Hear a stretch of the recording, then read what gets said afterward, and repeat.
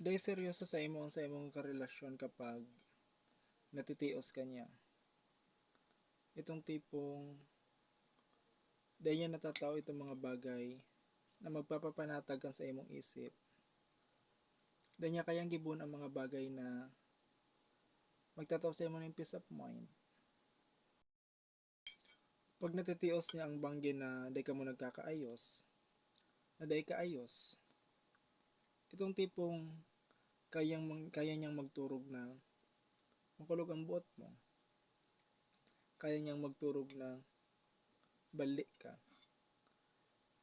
Kaya niyang magturog na dahil ka mo okay. Dapat kayan, mag-isip-isip ka na. Madya, makarakan po kita.